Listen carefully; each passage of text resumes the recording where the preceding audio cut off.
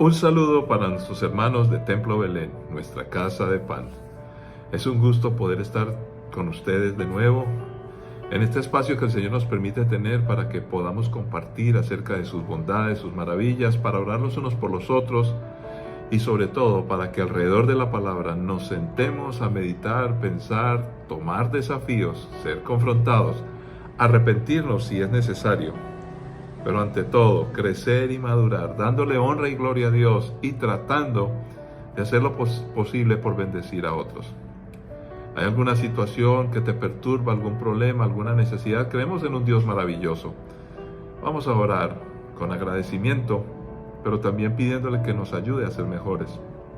Y luego, la añadidura, esas necesidades que todos tenemos normalmente en la vida. Padre Santo, gracias porque has sido bueno, gracias por la salvación, gracias porque has permitido que nuestras vidas sean distintas, diferentes, nuestras familias han sido tocadas y bendecidas por tu maravillosa obra. Señor, con ese agradecimiento permanente, queremos decirte que te amamos, que te apreciamos y que la mayor riqueza que tenemos es precisamente a ti. Tú nos eres suficiente, tu Hijo Jesucristo, tu Santo Espíritu, tu palabra. Todas las demás cosas vienen por añadidura, Señor. Por eso gracias por lo que haces.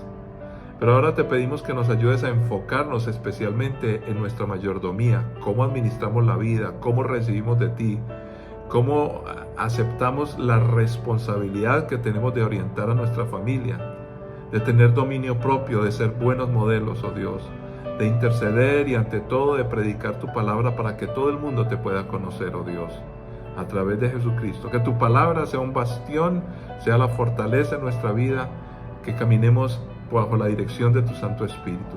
Señor, y de esa manera te pedimos que nos ayudes, el que está enfermo físicamente, que lo sanes en el nombre de Cristo Jesús, emocionalmente, que lo sanes.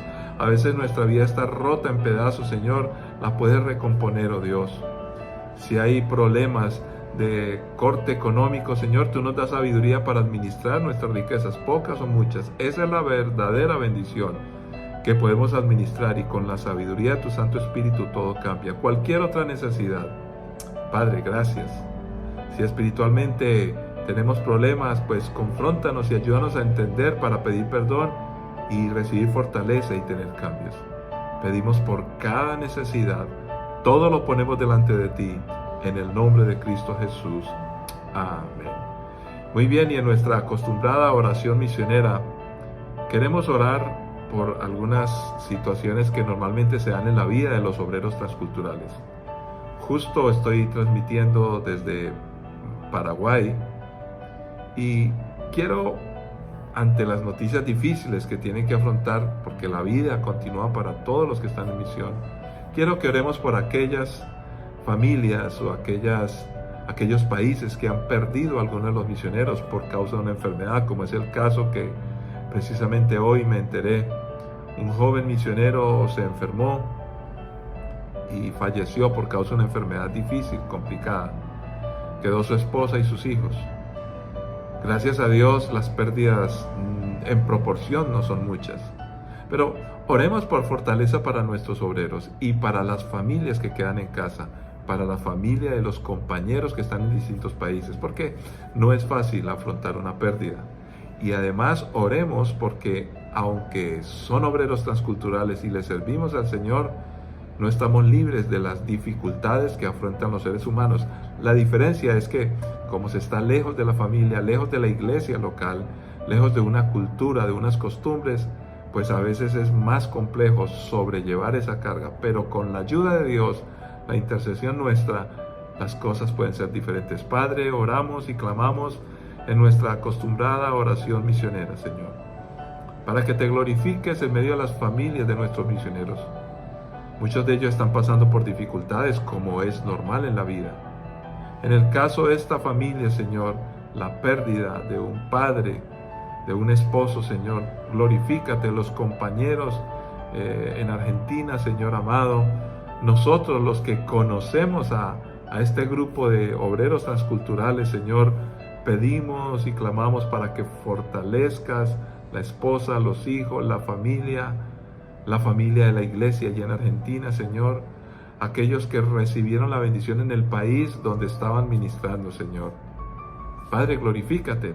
Y te pedimos que fortalezcas a nuestros obreros porque ellos tienen que pasar por situaciones cuando un hijo se enferma, la esposa se enferma. Algunas veces hay momentos difíciles para afrontar situaciones que se dan por causa del estrés que genera vivir en una cultura diferente y otra serie de cosas, Señor. Pero están haciendo la obra. Glorifícate, bendíceles, ayúdales en el nombre de Cristo Jesús. Lo pedimos y lo creemos, Señor amado, porque continuarán trabajando para tu honra y gloria y bendición de muchos en Cristo Jesús.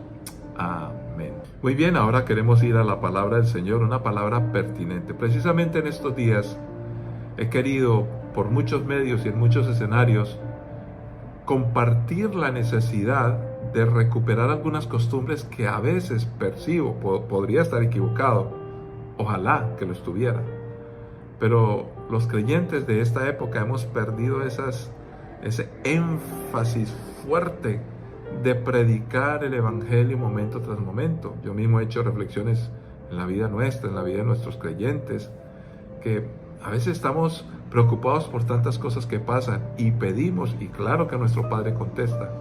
Pero si nos descuidamos, vamos perdiendo poco a poco ese énfasis de predicar la palabra a aquellos que no conocen.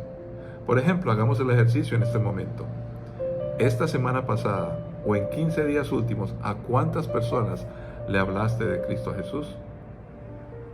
Si la respuesta en tu caso es no, pues son 15 días, son demasiados.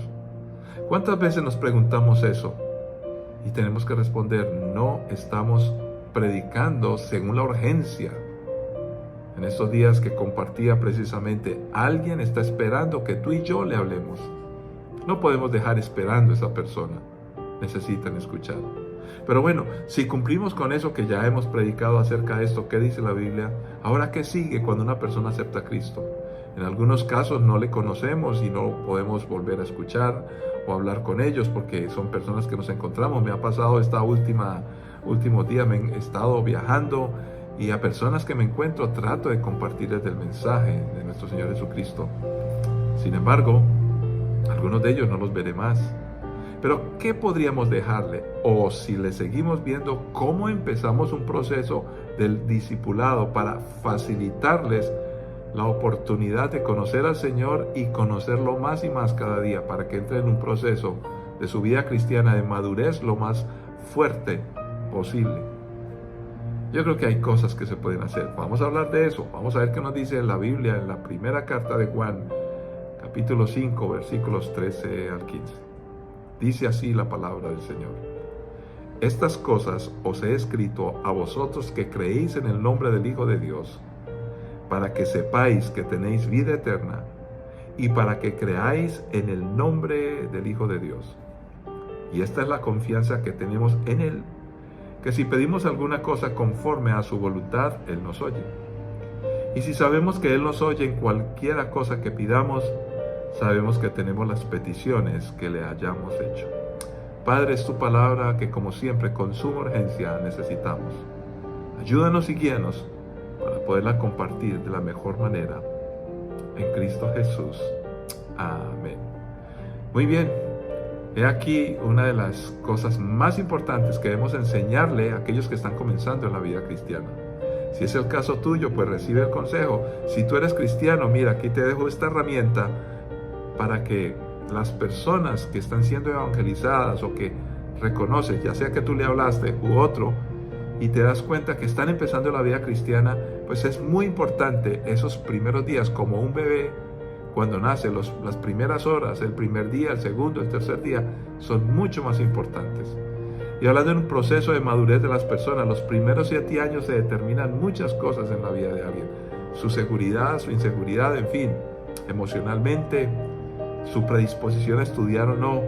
Esos primeros años, entre más rápido corremos a ayudar, más rápido bendecimos. Como dice la palabra, el padre que ama al hijo madruga a corregirle.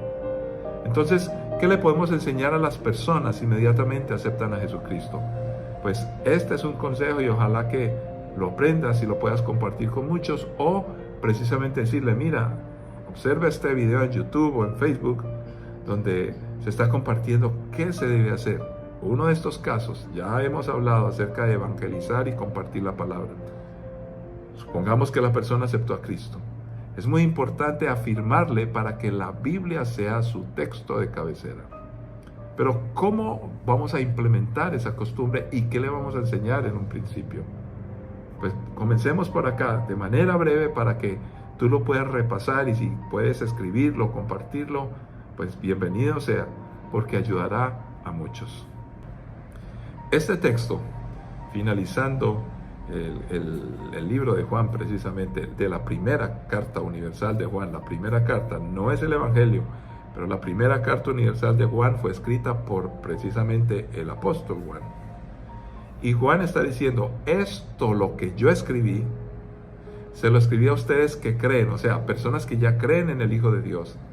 Pero lo primero que enfatiza es para que comprenda y valore que ahora por Jesucristo tiene vida eterna. Esas son las primeras cosas que debemos enseñar a la gente. Ahora tienes vida eterna. Ya no vas a morir. Morirás físicamente si Dios lo desea, pero tu vida es eterna. Pero lo que logra esto es que creéis en el nombre del Hijo de Dios, en Jesús, el nombre de Dios, Emmanuel, Dios con nosotros, el nombre de Dios, Jesús, el Salvador, Cristo, que no es un nombre exactamente, pero es precisamente recordándonos que Él es el ungido de Dios, y el ungido con un propósito. Ahora, luego dice, debe haber confianza en Él. Y termina diciendo que si pedimos alguna cosa conforme a su voluntad, Él nos oye. Eso nos encanta. Cualquier cosa que pidamos, vamos a tener una respuesta de parte de Dios. Pero empieza a hacernos una claridad para distinguir que no es una cosa pedida caprichosamente. Debe ser conforme a su voluntad. Ahora, ¿cómo se logra la confianza en una persona si no se conoce esa persona? Por eso es tan importante que si ya se recibió a Jesucristo, como dice el texto, lo más importante, que creéis en el Hijo de Dios, es importantísimo que conozcamos, además de creer, al Hijo de Dios. ¿Quién es Jesús? ¿Cómo actuó? ¿Cómo caminó?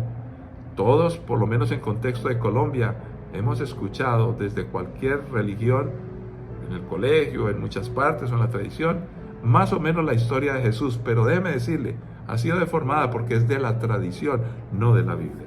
Entonces es urgente que si la persona ya conoce a Jesucristo, aceptó a Jesucristo, sabe que tiene vida eterna, cómo valorar y entrar en ese grado fuerte de confianza para entender cuál es la voluntad de Dios, para pedir con seguridad, estando convencidos que Dios va a escuchar.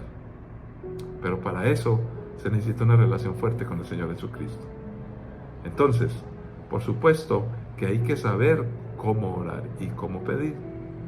Pero esa capacidad de orar y de hablar con Dios va a venir en un grado progresivo, aumentando la confianza cuando leemos y aprendemos de Jesús. La Biblia en el Nuevo Testamento hace mucho énfasis en Jesús. Los 4 evangelios nos narran la historia de Jesús, pero algunos de ellos son más complejos que otros. El Evangelio de Juan es bellísimo, enfatiza la divinidad de Jesús, pero no es fácil de entender muchos de sus conceptos. Estoy hablando para alguien que recién empieza a leer la Biblia. Mateo es un texto escrito más a los judíos. El Evangelio de Marcos definitivamente es el más breve y es el más claro porque no es escrito para los judíos. Los términos son más fáciles de comprender porque fue un evangelio escrito más en un sentido para aquellos que no eran judíos, o sea, los gentiles. Por eso recomendamos que las personas empiecen a leer la primera carta de Juan. ¿Por qué? Ya lo dijimos. Para que puedan saber que tienen vida eterna en Jesucristo. Para que puedan saber la obra del Espíritu Santo, la seriedad que es ser cristiano. Pero inmediatamente, y yo les sugiero que si se pueden leer, recomendarle a la persona, léete varias veces la primera carta de Juan, unas 7 veces, pero vas leyendo poco a poco, puedes preguntarle a otro creyente, porque allí vas a afirmar que eres salvo en Jesucristo, que tiene vida eterna, y el nombre del Hijo de Dios, toda su obra. Todo esto se aprende en la primera carta de Juan. Recuerde que este es Estos son los versículos ya concluyendo la primera carta. Entonces se afirma esa salvación, pero luego se necesita continuar con otras lecturas. ¿Cuáles serán? Muy bien, repito, después de leer la primera carta de Juan, recordándole que hay vida eterna, que se puede confiar en el Señor, que podemos pedirle, pues ahora vamos a conocer la historia de Jesús, como bien decíamos al comienzo de esta charla. Pues el Evangelio de Marcos, ya lo nombré también, es el más breve y nos resume la vida de Jesucristo. Por eso, luego de leer primera carta de Juan unas 7 veces, pueden ser 6, pueden ser 5, empezar leyendo Marcos una vez. Marcos le va a dar claridad. Ahora, recuerden que los otros evangelios más complejos, el segundo evangelio menos complejo es Lucas, el evangelio según San Lucas. Lucas también escribió a los griegos. Y Lucas tiene una historia que enfatiza algunos aspectos importantes. Por ejemplo, que Jesús nació. Y tiene la narración de cómo nació Jesús y todo lo que pasó alrededor de esto. Luego que se lee, repitamos de nuevo, primera de Juan, unas 5 a 7 veces, el Evangelio de Marcos, ahora el Evangelio de Lucas, podemos pasar al Evangelio de Mateo, que ya le habla a los judíos, pero ya la persona que está leyendo empieza a comprender que cuando habla de algunos términos, por ejemplo, el día de reposo, otros términos que eran más para los judíos, ya estará tan familiarizado que podrá comprender mejor el Evangelio de Mateo, que en el capítulo 1 nos dice que fue escrito para mostrarle a los judíos que Jesús viene inclusive desde Adán, pero luego empieza a enfatizar que es hijo de David. Y por eso da la genealogía, recordando que en las genealogías no están todos los nombres que hay de generación a otra generación, sino los más importantes.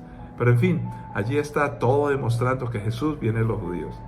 Luego de leer este Mateo, vamos a invitar a la persona a leer el Evangelio de Juan. Qué interesante. Repetimos, primera carta de Juan, de 5 a 7 veces. Luego Marcos, el Evangelio más corto, que nos resume la vida del Salvador, que nos da vida eterna. Luego el Evangelio de Lucas, luego el Evangelio de Mateo y ahora el Evangelio de Juan. Sí, el Evangelio de Juan, que ya tiene algunas cosas mucho más profundas, donde habla nacer del agua y del Espíritu, que eso no es tan fácil de comprender para una persona nueva. Pero ya en este punto podrá entender la maravillosa obra de Dios a través de su Hijo. Dios mismo se encarna y fue hombre, pero también siguió siendo Dios, pero venció como hombre porque se aguantó las ganas de actuar como Dios, porque debía pagar el precio por nosotros. Dios, en primer lugar, no podía morir. Por eso Jesús humanamente podía morir. Además, Jesús nos muestra al Padre. Qué interesante poder entender esto. Cuando ya se han leído los 4 evangelios, se puede empezar a alternar la lectura del Nuevo Testamento con los Salmos y los Proverbios. Tal vez continuar con el Nuevo Testamento y cada 2 o 3 días estudiar un Salmo o estudiar un capítulo de Proverbios. Esto le va a ayudar a enfrentar ese mundo tan interesante del Antiguo Testamento. Pero sí se recomienda, en primer lugar, leer todo el Nuevo Testamento. Le pedimos al Señor que las personas con esta disciplina de lectura pues puedan crecer y madurar. Y por último les quiero dejar esto. Enséñele a la persona, a usted mismo que está empezando, hay que leer la Biblia con atención y con intención. Atención se refiere a poner cuidado, hacerle preguntas al texto, con el tiempo a solas con Dios, que explicaremos en otro momento, o tú le puedes ayudar cómo hacer un devocional. Pero es con intención. ¿Cuál es la intención? Algunos quieren leer la Biblia para encontrar cosas interesantes, historia, las formas literarias. No, se necesita una intención espiritual de búsqueda del Señor. Esto va a ayudar y beneficiar a cada uno. Si tú estás empezando, te animo y por favor, puedes leer grandes porciones, pero también después de leer grandes porciones al otro día o ese mismo día tomar una pequeña porción y meditar más en ella. Podrás lograr muchas cosas, comprender la historia en general con las grandes porciones, pero con aquellas pequeñas vas a poder puntualizar algunos aspectos donde Dios va a tocar tu vida. Luego estudiaremos en algún momento un poco de cómo hacer este proceso. ¿Por qué no oramos ahora?